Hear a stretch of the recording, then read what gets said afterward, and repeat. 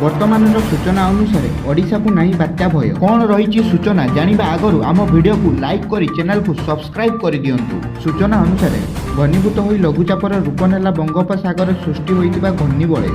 ଏହି ନେଇ ଆଞ୍ଚଳିକ ପାଣିପାଗ କେନ୍ଦ୍ର ପକ୍ଷରୁ ସୂଚନା ଦିଆଯାଇଛି। ଆସନ୍ତାକାଲି ଏହା ଅବପାତରେ ପରିଣତ ହୋଇ ପରେ ବାତ୍ୟା ରୂପ ନେଇପାରେ। ତେବେ ଏହା କେଉଁଠି ସ୍ଥଳଭାଗ ଛୁଇଁବ ତାହା ଏଯାଏଁ ସ୍ପଷ୍ଟ ହୋଇନି। ଓଡ଼ିଶା ପାଇଁ କୌଣସି ବାତ୍ୟା ସତର୍କତା ନାହିଁ। ବାତ୍ୟା କେନ୍ଦ୍ରୀୟ ବଙ୍ଗୋପସାଗର ଦେଇ ଗତି କରିବା ସମ୍ଭାବନା ରହିଛି। ପ୍ରାଥମିକ ପର୍ଯ୍ୟାୟରେ ଏହି ସାମୁଦ୍ରିକ ବାତ୍ୟା ଉତ୍ତର ପଶ୍ଚିମ ଆଡ଼କୁ ଗତିଶୀଳ ହୋଇ ମେ 11 ତାରିଖ ପର୍ଯ୍ୟନ୍ତ ପୂର୍ବ କେନ୍ଦ୍ରୀୟ ବଙ୍ଗୋପସାଗର ମୁହାଁ ହୋଇପାରେ। ଏହାପରେ ବାତ୍ୟା କ୍ରମଶଃ ମୋଡ଼ ନେଇ ଉତ୍ତର ପୂର୍ବ ଆଡ଼କୁ ଯାଇ ବାଂଲାଦେଶ ଓ ମିଆଁମାର ଉପକୂଳ ଆଡ଼କୁ ମୁହାଁଇବାର ସମ୍ଭାବନା ଅଛି। ସେପଟେ ରାଜ୍ୟକୁ ପୁଣି ଫେରିଲା ତାତି। ପ୍ରବଳ ଗରମ ଗୁଳିରେ ସନ୍ତୁଳି ହେଉଛି ରାଜଧାନୀ ଭୁବନେଶ୍ୱର। ଆସନ୍ତା 24 ଘଣ୍ଟା ମଧ୍ୟରେ ରାଜଧାନୀ ଭୁବନେଶ୍ୱର ଓ ଏହାର ପାଖ ଅଞ୍ଚଳରେ ପାଗ ଆଂଶିକ ମେଘୁଆ ରହିବ ବୋଲି ପାଣିପାଗ କେନ୍ଦ୍ର ପୂର୍ବାନୁମାନ କରିଛି।